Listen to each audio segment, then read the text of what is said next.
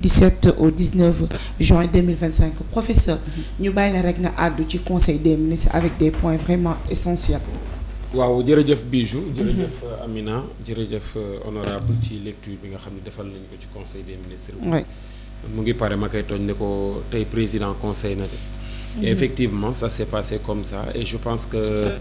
nekk na benn réunion hebdomadaire boo xam ne ça permet aux Sénégalais ñu am aperçu ci li nga xam ne moom mooy agenda au gouvernement bi mais aussi ça va permettre au gouvernement de dérouler benn stratégie boo xam ne day wane fan la jëm donc c'est une réunion qui consiste à mettre en place des stratégies benn mais aussi à informer les Sénégalais ci procédure bi nga xam ne jël nañ ko ak ci dynamique bi nga xam ne ñu ngi koy wéyee et suñu ñëwaatee comme à chaque fois rek conseil yi day am ay points yi nga xam ne moom la ñuy jàpp ni ce sont les points les plus essentiels et tey jii suñu résumé conseil bi je pense que du début à la fin il y a un point bi nga xam ni ñëw nañ ci ñëwaat ci mooy point bi nga xam ne dafa jëm ci mbay agriculture et à chaque fois comme on a l'habitude de le dire tey jii nii on a beau voulu être un pays souverain mais comme ni ñu koy faral di waxee ak ci suñu xalaat bu gàtt dañoo jàpp ne souveraineté ca la nga xam ne ca lay wékku souveraineté ca la nga xam ne ca lay tënku mooy lan mooy moom sa bopp ci wàllu mbay parce que boo moomee sa bopp ci wàllu mbay ci ngay mën a moom sa bopp wala bopp ci ngay mën a contrôler lépp li nga xam ne da nga koy jënd ji wala lépp li nga xam ne da nga koy jaay ci et là suñu waxaatee agriculture Bijou wax koom wax souveraineté dafa nekk ay mbir yoo xam ne mënoo leen séparer mënoo leen xaajale parce que agriculture ci koom la nekk koom boobu noonu day am foo xam ne soo fa yeggee nga am ci mémise téye ko ci ngay mën a xam ba xam yaa moom sa bopp wala moomoo sa bopp parce que ñu ci bëri aussi dañuy faral di xaw a réer suñu waxee moo souveraineté suñ ne l'accès à la souveraineté ñu ne Sénégal am na indépendance ci institution yi ñoo moom suñu bopp am nañ suñu constitution d'accord mais est-ce que on est indépendant économiquement ñu ne déedéet indépendant wu ñu économiquement parce que mënuñoo réussir amal suñu bopp la nga xam ni moom la ñu bëgg mënuñoo réussir amal suñu bopp la nga xam ni moom la ñuy consommer donc c'est très normal qu'un État bu toogee xool nan lay def ba Sénégal moom boppam ci wàllug lekk ci wàllug naan ci wàllug feebar faju ci wàllug souveraineté boobu mënoo koo wax Bijou te waxoo mbay moo tax ma ni économie koom moom sa bopp ak mbay day nekk ay mbir yi nga xam ne mënoo leen wuutale mënoo leen séparer dañuy entretenir benn rapport bu étroit de telle sorte que il y a une complémentarité une interdépendance entre ces notions ces concepts bu dee léegi nag dañoo bëgg souverain du ay milliards yooyu génne teg ko du ay bâtiment yooyu tabax du ay ci mbay mi ngay ñëw accentuer wu ci et Bijou lu possible la chaque jour honorable fàttali ko fi ne lan moo tax bàyyi jiwuñu waaye posons-nous la même question de savoir lan moo tax ay nit nekkuñu ay baykat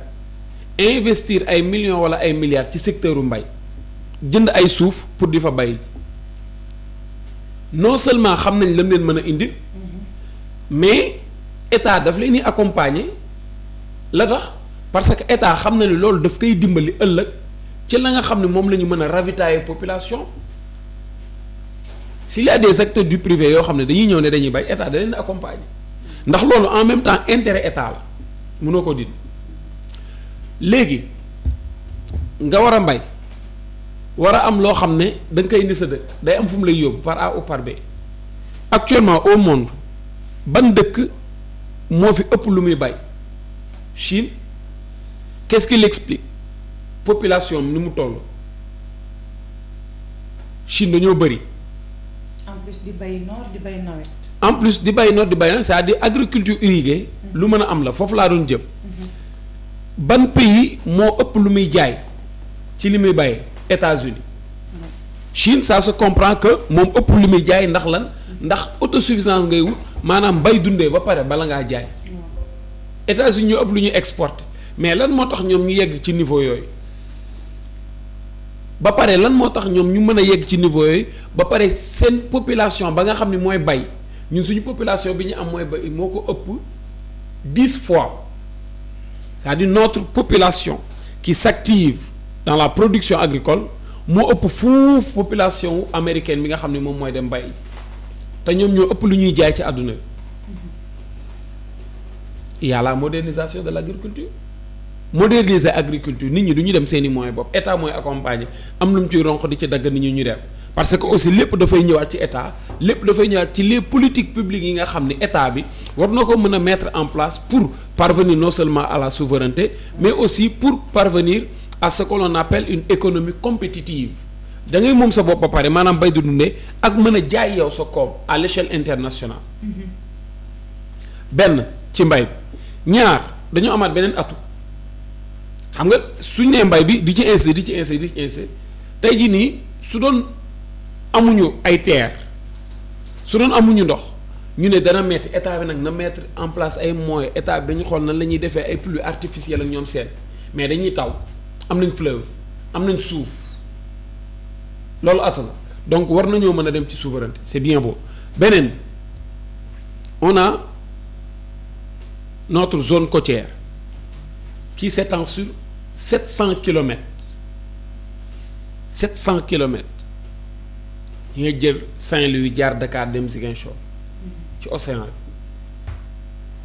bi le Sénégal est dans la côte la plus poissonneuse au monde zone bi ñu nekk moo ëpp jën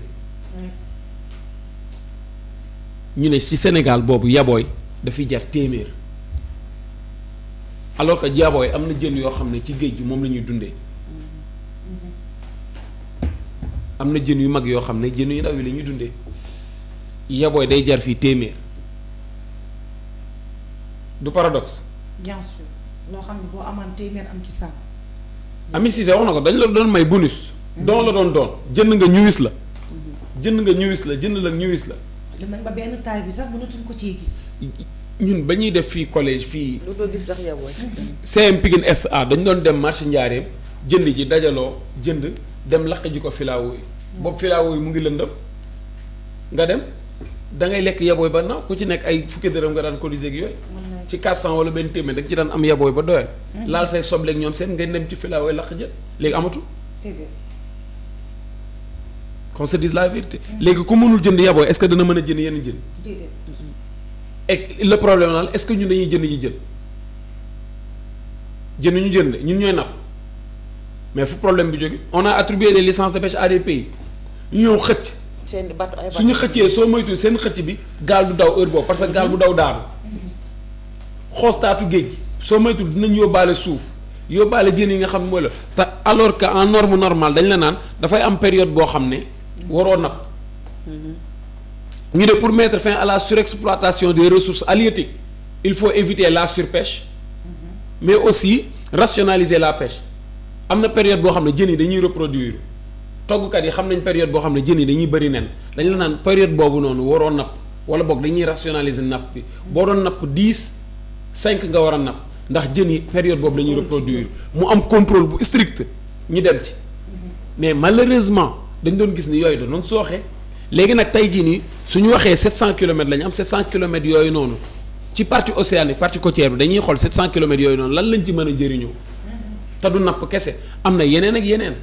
y a d'autres produits halieutiques yi nga xam ni war nañ koo mën a am war nañ koo mën a exploiter. donc y a ces choses là je pense que donc Sénégal on a tout ce qu'il faut boobu wala boog on a l'essentiel de ce qu'il nous faut pour ñu développer war na mën a nekk. tournée économique bi président di def ci sama xalaat bu gàtt doon nañ gis tournée économique mais beaucoup de Sénégalais boo leen laajee luy tournée économique duñu la ko wax xam nga lu tax dañ ko doon politiser ngallaawaay cette fois-ci bu ñu ko politiser ngallaawaay cette fois-ci bu ñu ci demee nañ ci am bilan bu ñu ci demee nañ ci ubbi ay perspectives ya nga xam ni dana permettre sénégalais ya nga xam ni ñoom lañ seeti ca seeni gox fa lañ def tournée économique ñu gis seen bopp bu mu nekk rek benn mbir boo xam ne dañuy ñëw politiser ñu foto ñu def parce que loolu lañ doon gis. et encore une fois nañ ñu jox le vrai sens d'une tournée économique te foofu muy dem du n'importe où ci Sénégal. dafa représenter lu bëri. économiquement parlant. lan moo fay jóge ci mbay. lan moo fay jóge ci napp. lan moo fay jóge ci yeneen ak yeneen. ban relation la ñu am ak dëkk yi nga xam ne ñooy ñëw foofu wala dëkk bi nga xam ne mooy ñëw après foofu. Mauritanie dëkk yi ko wër ak ainsi de suite fleuve ba fa jaar.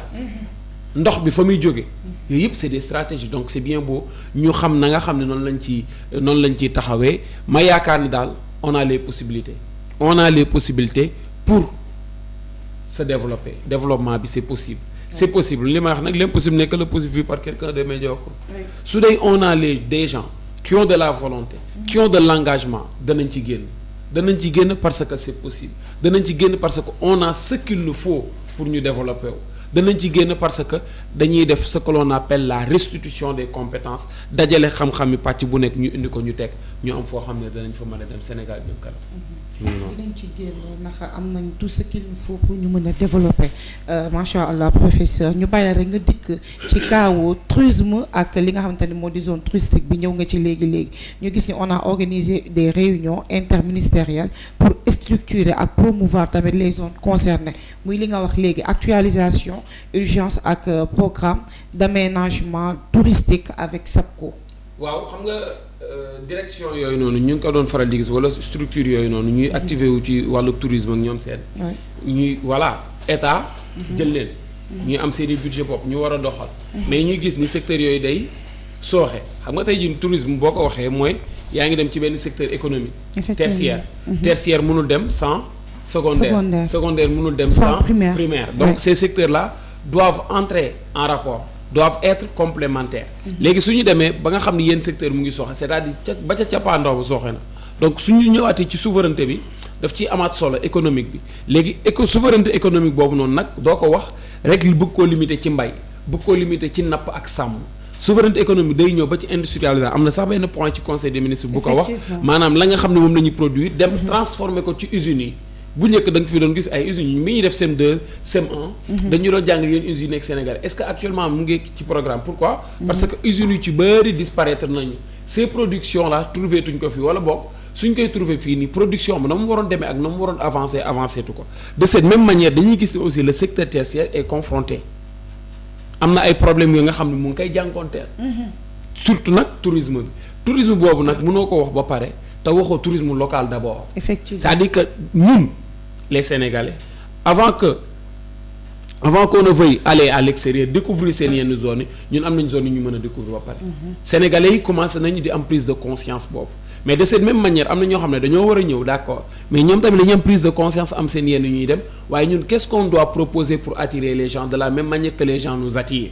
ce qu'on doit proposer nag. mooy la nga xam ne mooy le cadre benn la nga xam ne mooy la sécurité ñaar. mais aussi et surtout la nga xam ne mooy le suivi ak l'encadrement ba nga xam ne état war na ko cee mën a def te état bu ko encadré lépp li nga xam ne moom lañ ci ronqiwaat day duggaat tamit ci keesu état ndax kay ronqi état day ñëw ronqiwaat ci moom donc c'est bien beau ñu xoolaat nan la ñuy aménager waatee les sites nan la ñuy gën a mën a promouvoir le tourisme par l'intermédiaire de ce que nous avons comme ressources